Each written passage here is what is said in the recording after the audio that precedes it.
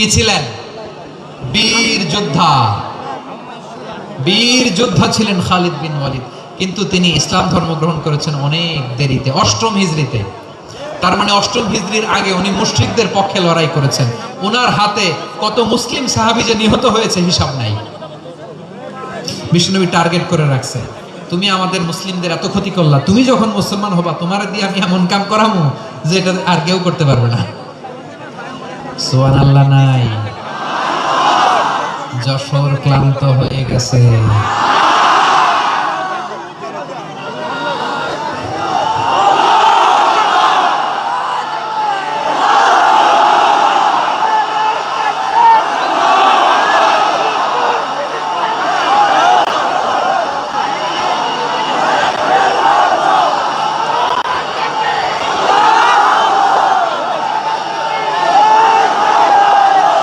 মাশাআল্লাহ, বসুন বসুন বসুন। খালিদ বিন ওয়ালিদ রাদিয়াল্লাহু তাআলা অষ্টম হিজরিতে মুসলিম হয়েছেন, মক্কা বিজয়ের আগে। তো মক্কা বিজয়ের আগে যখন মুসলিম হয়েছেন, এর আগে কি করছেন? কাফিরদের সাথে যুদ্ধ করেছেন। উনি উহুদের যুদ্ধে মুসলমানদের যে পরাজয় ভাব, কঠিন পরিস্থিতির মুখোমুখি ওনার কারণে পিছন থেকে এমন আতর্কিত আক্রমণ করেছেন, মুসলমানদেরকে কচুকাটা করেছেন। অষ্টম হিজরিতে আল্লাহ তাআলা হেদায়েতের নূর দিয়ে ওনার হৃদয়টাকে উজালা করে দিলেন। লা ইলাহা, এটা এমন বাণী যার হৃদয় একবার টাচ খাবে, এইটা থেকে সে আর পালিয়ে বেরাতে পারে।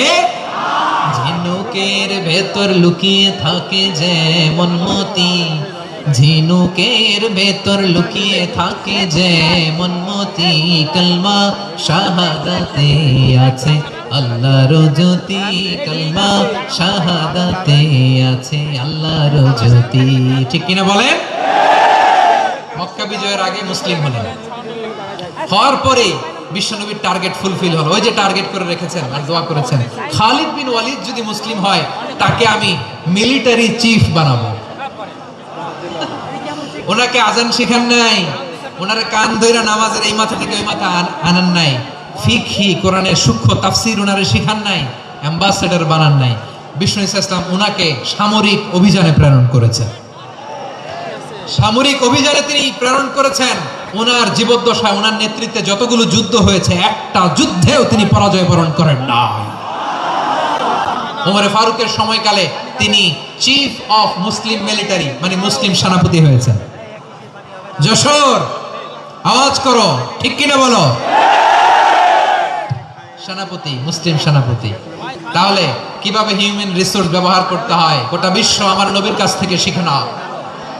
খালিদ বিন ওয়ালিদ, ওনাকে বিশ্বনবী একটা উপাধি দিয়েছেন। উপাধিটা হচ্ছে সাইফুল্লাহিল মাসলুল, আল্লাহর নাঙ্গা তরবারি, আল্লাহর খোলা তরবারি, দ্য ওপেন সোর্ড অফ আল্লাহ। খালিদ বিন ওয়ালিদ মুসলিম সেনাপতি। হাসান বিন সাবিত নাম শুনছেন? দেখি উনি কি ছিল বলেন? রাসূলের সভাকবি। কালচারাল হিজিমনিকে ডিফিট করার জন্য উনি ভালো অস্ত্র চালানো জানতেন না, ওই কাজে উনি যেতেন না। ওনার ছিল কাব্য প্রতিভা। কাব্য প্রতিভা, কাফিররা কবিতা দিয়ে নবীকে গালি দিত। বিশ্বনবী বলতেন, ইয়া হাসান আজিব আন রাসূলিল্লাহ, তুমি নবীর হয়ে কাফেরদের এই কথাগুলোর জবাব দাও। বিশ্বনবীর একটা মিম্বার ছিল। বিশ্বনবীর মিম্বারের পাশাপাশি মসজিদে নববীতে এই হাসান বিন সাবিতের জন্য বিশ্বনবী একটা স্পেশাল মিম্বার বানিয়ে দিয়েছেন। এখান থেকে তুমি জবাব দাও। এবং বিষ্ণু বলেছেন, আল্লাহুম্মা আইয়িদহু বিরূহিল কুদুস। আল্লাহ, হাসান আমার পক্ষে জবাব দেয়, তুমি জিব্রাইল মারফত তাকে সাহায্য পাঠায়া দিও। রাসূল সাল্লাল্লাহু আলাইহি ওয়াসাল্লামের সভা কবি, the poet of the prophet, নবীর কবি। উনি কবিতা দিয়ে, এমন উচ্চাঙ্গের ভাষায় কবিতা দিয়ে তিনি জবাব দিতেন, কাফিরদের গা শিহরে যেত, তাদের হৃদয়ে আগুন ধরে যেত। তাহলে এরকম কবিরও দরকার আছে না নাই? এখন যাকে আল্লাহ দিছে কাব্য প্রতিভা, এরা যদি আপনি যুদ্ধের ময়দানে পাঠান হবে? যারা দিছে সুরেলা গলা, এরা যদি অ্যাম্বাসেডর বানান হবে না। হাসান বিন সাবিত ছিলেন বিষ্ণু ইসলামের কবি। হুযায়ফা ইবনুল ইয়ামান বিশ্বনবীর গোয়েন্দা বিভাগের প্রধান। কিসের প্রধান? হুযায়ফা ইবনুল ইয়ামান ছিল ডিটেকটিভ মাইন্ড, ডিটেকটিভ মাইন্ড, গোয়েন্দা বিভাগের প্রধান। এবং উনি হচ্ছেন সাহিবু সিররি রাসূলিল্লাহ, রাসূল সাল্লাল্লাহু আলাইহি ওয়াসাল্লামের গোপন তথ্যের ধারক বাহক। নবীর যেই কথা কেউ জানে না সব হুজাইফার পেটের ভিতরে ছিল। সুবহানাল্লাহ পড়ে। মদিনার যত ইহুদিদের একটা লিস্ট ছিল, এই লিস্ট শুধু দুইজন জানতো, বিশ্বনবী আর হুজাইফা। সুবহানাল্লাহ পড়বেন না? তাহলে উনাকে কোন দায়িত্ব দিছে? কোন বিভাগ? যশোর। আওয়াজ করো, কোন বিভাগ? গোয়েন্দা বিভাগের হেড ছিল। খন্দকের যুদ্ধে প্রচন্ড আজকের মতো শৈত্য প্রবাহ, মাটি খনন করতে করতে সাহাবীদের পেটে ক্ষুধা নাই, দাঁড়াইতে পারে না নামাজের জন্য, এত ক্লান্ত, ক্ষুধা, ক্লান্ত, শ্রান্ত। বিশ্বনবী বললেন, কে আছো? এই কঠিন শীত, এই ভয় আর ক্ষুধার মধ্যেও খন্দকের পরীক্ষার টপকে শত্রু শিবিরে যে আমাকে তথ্য দিবা, কে আছো? কারো গায়ে শক্তিই নাই যে দাঁড়াবে, কেউ দাঁড়ায় না। বিশ্বনবী তখন নিজে হুজাইফাকে ডাক দিলেন, হুজাইফা, যে আমাকে আজকে শত্রু শিবিরের তথ্য এনে দিবে সে জান্নাতে আমার মোরাফাকা, আমার সঙ্গী হবে। হুজাইফা রাদিয়াল্লাহু ইবনুল ইয়ামান জীবনের ঝুঁকি নিয়ে এই ক্ষুধা, শৈত্য প্রবাহ, কোল্ড ওয়েভস কে উপেক্ষা করে পরীক্ষা টপকে শত্রু শিবিরে যে সবার কথাগুলো চুপে চুপে শুনে বিশ্বনবীর দরবারে এসে গোয়েন্দাদের মতো তথ্য সরবরাহ করেছে। বিশ্বনবীর গোয়েন্দা বিভাগের প্রধান হুজাইফা ইবনুল ইয়ামান ইন্টেলিজেন্স বিভাগ চালাতেন। মুনাফিকদের নাম ওনার কাছে ছিল। মুআয ইবনে জাবাল মদিনা রাষ্ট্রের সবচেয়ে সিনিয়র আমলা ছিলেন। আমলাতন্ত্র চিনেন তো? প্রশাসনিক কাজ যারা চালায়, অ্যাডমিনিস্ট্রেশন বুঝেন না? The department of administration. মদিনার রাষ্ট্রের সিনিয়র আমলা মুআয ইবনে জাবাল মুতাখাসসিসুন ফিল হালাল ওয়াল হারাম, হালাল হারামের স্পেশালিস্ট ছিলেন। বিশ্বনবী ওনাকে ইয়ামানের গভর্নর করে পাঠাইছেন। বলেছেন, ইন্নাকা তা'তি কওমান আহলা কিতাব, এমন গোষ্ঠীর কাছে যাবা ইহুদি নাসারা, আগে শাহাদা পড়লে এরপরে নামাজের দাওয়াত দিও, নামাজ পড়লে যাকাতের দাওয়াত দিও। গভর্নরের অ্যাটিটিউড যেমন থাকে তেমন অ্যাটিটিউড ধরে রেখো। সুবহানাল্লাহ পড়েন। তাহলে মুআয ইবনে জাবালকে দিয়ে বিশ্বনবী কবিতা লেখায় নাই, চিঠি লেখায় নাই, আজান দেওয়াই নাই। সুবহানাল্লাহ পড়বেন না? সব শেষ সাহাবী বলি আবু হুরায়রা রাদিয়াল্লাহু তাআলা, নাম শুনছেন? বিড়ালের বাবা। কি করতেন? খালি হাদিস মুখস্থ করতেন।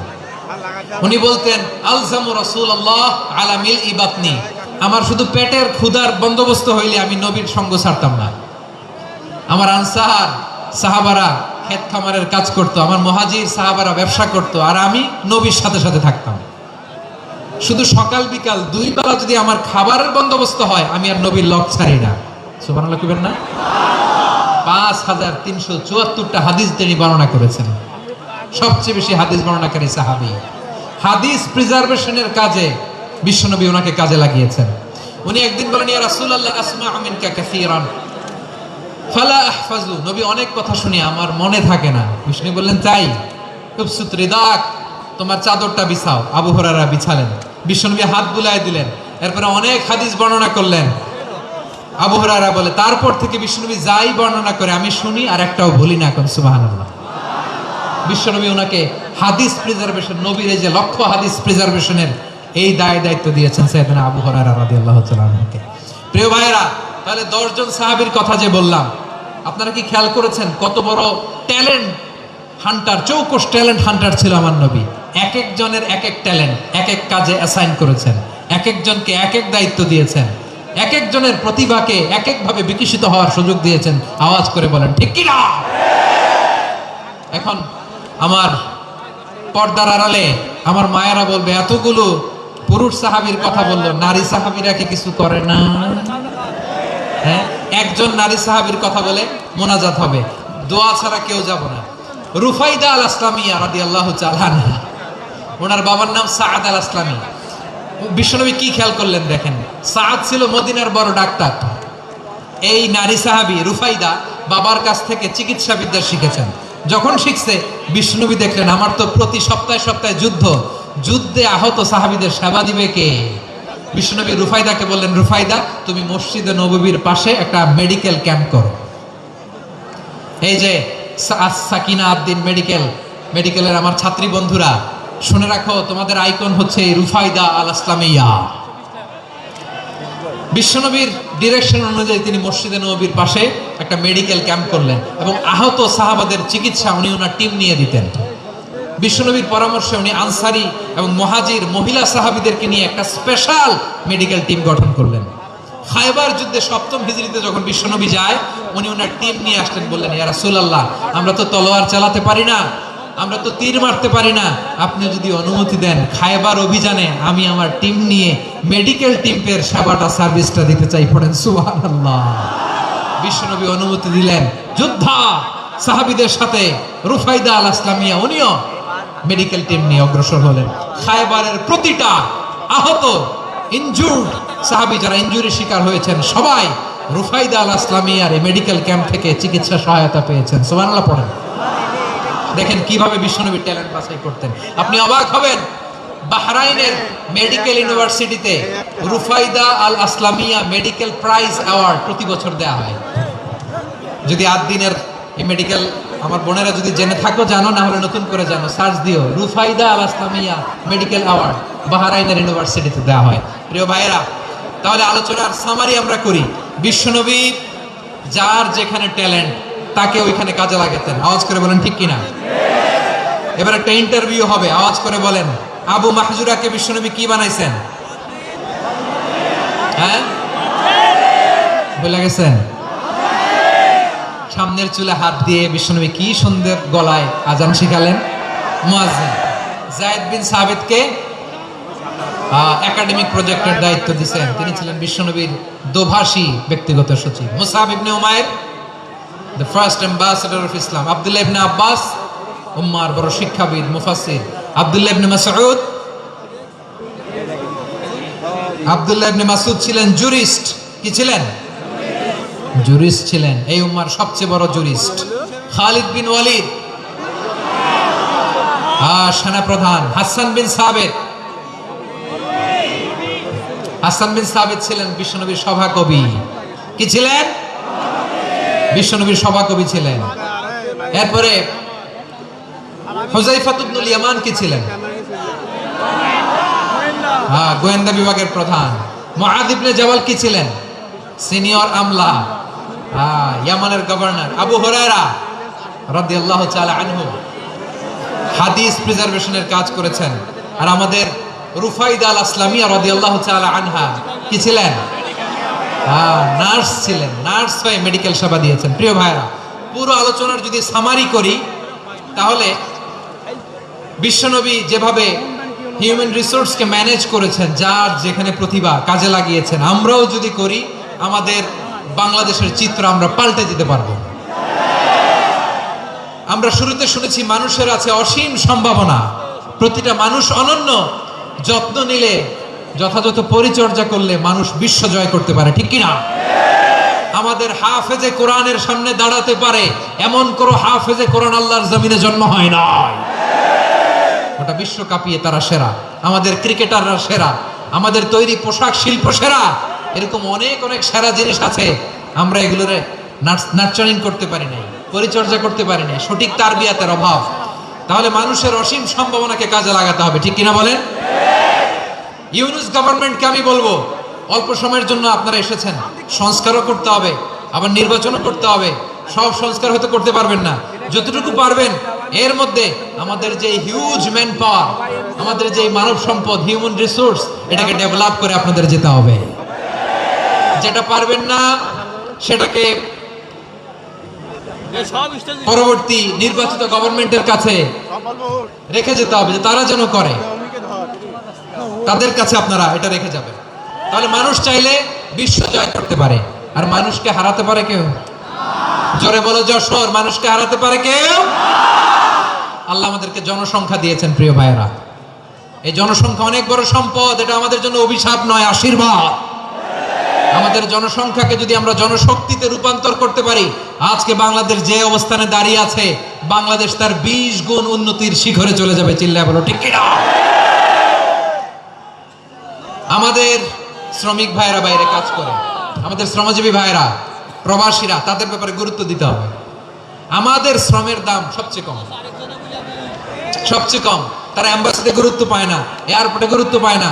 এই সরকার অবশ্য তাদেরকে অনেক গুরুত্ব দিচ্ছে। আমাদের অদক্ষ শ্রমিককে যখন আমরা দুবাই পাঠাই অল্প বেতন পায়, কিন্তু ইন্ডিয়ানরা দক্ষ শ্রমিক পাঠাইলে তার 3 গুণ বেতন পায়। আমরা আমাদের শ্রমিকদেরকে অদক্ষভাবে আর পাঠাতে চাই না, দক্ষ শ্রমিক পাঠিয়ে আমরা রেমিটেন্সের বন্যা বইয়ে দেব। আমাদের শ্রমিকদের পাঠানো রেমিটেন্সের টাকায় সচল থেকে আমার দেশের অর্থনীতির চাকা, তাদেরকে সবচেয়ে গুরুত্ব দিতে হবে। আমরা পেয়েছি ফ্রিডম ফাইটার, মুক্তিযোদ্ধা, আর আমার প্রবাসী ভাইয়েরা হচ্ছে রেমিটেন্স ফাইটার। জোরে বলো ঠিক কিনা? তাহলে আমাদের এই জনশক্তিকে জনসম্পদে ট্রান্সফর্ম করতে হবে, ঠিক কিনা বলেন? সরকার জনগণকে এভাবে পলিশ করতে হবে। মা বাবারা ছেলে মেয়েদের মধ্যে কার কোন যোগ্যতা তাকে ওইভাবে কাজে লাগাতে হবে। সবার এ প্লাস পাওয়ার কোনো দরকার নেই। আমাদের দেশে একটা টেন্ডেন্সি আছে, পরীক্ষায় এ প্লাস না পাইলে তুই কি করলি, পাশের বাড়ির ছেলে এ প্লাস পাইছে, যা ওর পা ধোয়া পানি খা। কি খা? তো আমি ভাবছি যে পা ধোয়া, এ প্লাস পাওয়া ছেলেদের পা ধোয়া পানির একটা পানির ব্র্যান্ড বানাইতে হবে, এরকম লেখা থাকবে এ প্লাস পাওয়া ছেলেদের পা ধোয়া পানি। খাওয়া নাই, এগুলার খাওয়া নাই। ওরে আল্লাহ এ প্লাস পাওয়ার জন্য বানাইছে, আর আপনার ছেলেকে এই এ প্লাস গুলারে নিয়ন্ত্রণ করার জন্য আল্লাহ বানাইছে। ওকে দিয়ে আল্লাহ কি করবে আপনি জানেনই না। একটা এ প্লাস, একটা এ গ্রেড একটা মানুষের জীবনকে ঠিক করে দিতে পারে না। আপনার ছেলেকে আল্লাহ অন্যদিকে যোগ্যতা দিয়েছে। ওদের মনোবল ভাঙবেন না, খবরদার খবরদার। ছেলে মেয়েদের মনোবল ভাঙবেন না। যাকে দিয়ে যেটা হবে তাকে দিয়ে সেটা করতে হবে, তার প্রতিভাকে সেভাবে কাজে লাগাতে হবে। তাহলে বাংলাদেশ, আমাদের এই জনসংখ্যা জনসম্পদে রূপান্তরিত হবে। আমাদের সরকারের তত্ত্বাবধানে আমাদের 18 কোটি জনগণ দক্ষ জনশক্তিতে রূপান্তরিত হোক, আমরা চাই কি চাই না? আমরা ভালো মানুষ, শ্রেষ্ঠ মানুষ হতে চাই কি চাই না? ওই জাপানিজদের মতো সৎ, ওই ইউরোপিয়ানদের মতো কালচার, আমাদেরকে আল্লাহ তাআলা কোরআন সুন্নাহ অনেক কিছু দিয়েছেন। যেহেতু বর্তমানে আমরা দেখছি তারা সৎ, তাদের মধ্যে ভ্যালু আছে, সেগুলো আমাদের মধ্যে আনার দরকার আছে না নাই? আর ইসলাম দিয়ে আমাদের জীবনকে সাজাতে হবে, ইসলাম দিয়ে আমার পরিবারকে সাজাতে হবে। ইসলাম থেকে, কোরআন থেকে প্রেসক্রিপশন না নিলে জীবন সুন্দর হবে না। কোরআন থেকে প্রেসক্রিপশন না নিলে সমাজ সুন্দর হবে না। কোরআনের প্রেসক্রিপশন না মানলে রাষ্ট্র সুন্দর হবে না। কোরআনের প্রেসক্রিপশন অ্যাপ্লাই না করলে শুধু দুর্নীতি দমন কমিশন দিয়ে দুর্নীতি বন্ধ করা যাবে না। এজন্য কোরআনের আইন আমরা চাই কি চাই না? প্রিয় ভাইয়েরা, হিউম্যান রিসোর্স ডেভেলপমেন্ট, মানব সম্পদের উন্নয়ন, আমাদের সরকার যেন এদিকে নজর দেয়। আমরা যেন এই ব্যাপারে যত্নবান হয়ে উঠি। যাকে আল্লাহ যে যোগ্যতা দিয়েছে, এই যোগ্যতা দিয়ে আমরা যেন ইসলামের জন্য, দেশের জন্য কাজ করি। আমরা যেন আমাদের স্কিল ডেভেলপ করি, আমাদের পটেনশিয়ালকে ডেভেলপ করি। মোরালিটি, ভ্যালিউজ নিয়ে শায়েখ আহমদুল্লাহ আলোচনা করেছেন, এগুলো দিয়ে যেন আমরা আমাদেরকে সাজাই। আল্লাহ তাআলা আমাদের দেশকে তুমি নিরাপদ করো, আমরা পড়ি আমিন। আল্লাহ আমার 18 কোটি জনগণকে তুমি জনশক্তিতে রূপান্তরিত করো, আমিন। আল্লাহ আমরা হাতে হাত রেখে, কাঁধে কাঁধ মিলিয়ে ভাই ভাইয়ে যেন এই দেশকে গড়তে পারি, আল্লাহ তুমি তৌফিক দান করো, আমরা পড়ি আমিন। আমার প্রিয় মহিউদ্দিন ভাই বলেছেন, হুজুর এমন একটা ঘোষণাপত্র দিয়ে যাবেন আজকের এই ঐতিহাসিক যশোরের প্রোগ্রামে, যেটা গোটা বাংলাদেশে মানুষ এটার উপর আমল করে। আমি যে কথাটা বলেছি এটাই, আসুন আমরা আমাদের জনসংখ্যাকে জনসম্পদে ট্রান্সফর্ম করি। আমাদের জনসংখ্যাকে আমরা যেন জনশক্তিতে রূপান্তরিত করি। জনসংখ্যাকে ট্রান্সফর্ম করে জনশক্তি দিয়ে আমরা যেন আগামীর বাংলাদেশ, স্বাধীন বাংলাদেশ 2.0 কে গড়ে তুলি। আল্লাহ তাআলা আমাদের সবাইকে কথাগুলো বোঝার আমল করার তৌফিক দান করুন। এই জেনজি ক্ষমা করে দিও আমাকে। কবুল করুক, যশোরবাসীকে কবুল করুক, নাসরিনকে কবুল করুক, এই মেডিকেল কলেজকে কবুল করুক। ইসলামের জন্য বাঁধ ভাঙা এই জোয়ার এবং উচ্ছ্বাসকে আল্লাহ তাআলা কবুল করুক। হাযা মা ইনদি ওয়াল ইলমু ইনদাল্লাহ আলাইহি তাওয়াক্কালতু ওয়া ইলাইহি উনীব।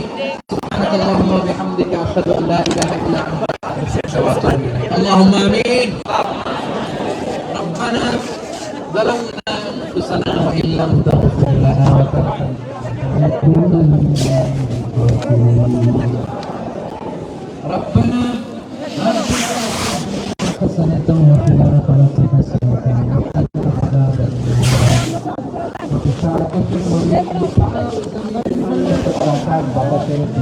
আমাদের হাত দুইটা বড় ছোট্ট রে আল্লাহ, ছোট যদি হাত পেতে বুক ভরা আশা নিয়ে তোমার শাহী দরবারে চলে যায়, আমাদের জিন্দেগির গুনাহ খাতা তুমি মাফ করে দাও।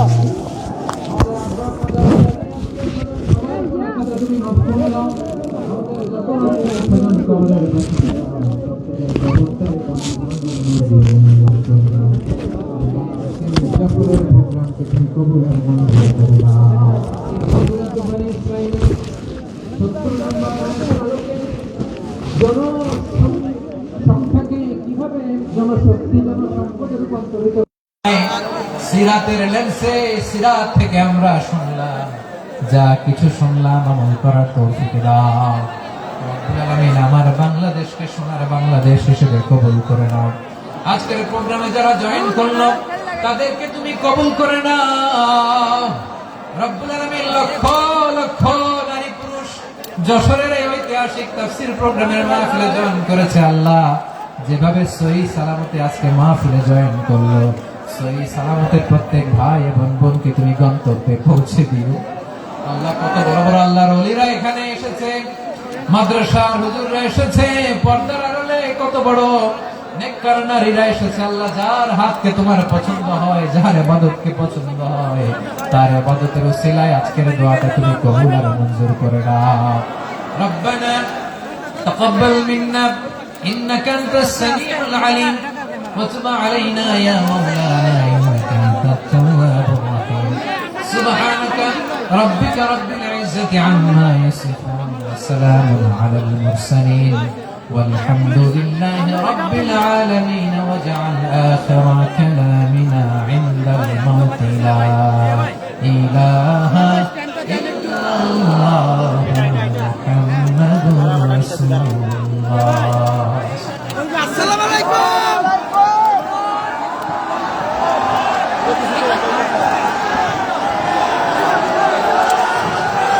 ভাইরা একটু আস্তে আস্তে আমরা বের হয়ে যাই, আস্তে আস্তে বের হয়ে যায়। আপনাদের ভিডিও চলে বলছি, আপনারা আস্তে আস্তে বের হয়ে যান। সবাইকে অনুরোধ করছি বের হয়ে যান। আর যাদের বাচ্চাটা খুঁজে পাচ্ছেন না, বাচ্চাগুলো আমাদের কাছে আছে, আমরা খুঁজছি, আপনারা পরে যাবেন।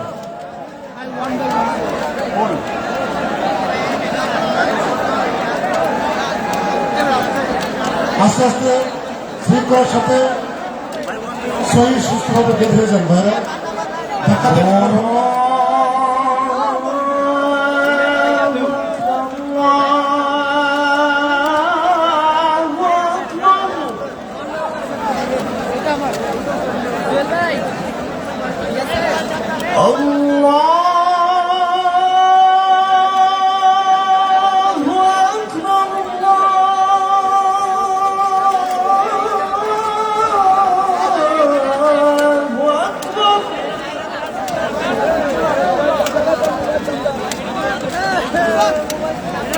أشهد أن لا إله إلا الله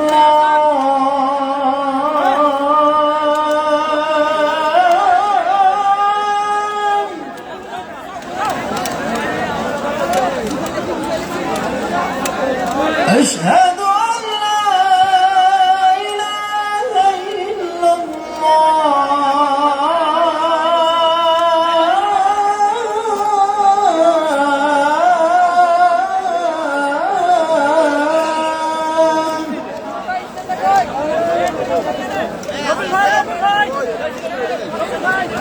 أشهد أن محمد رسول الله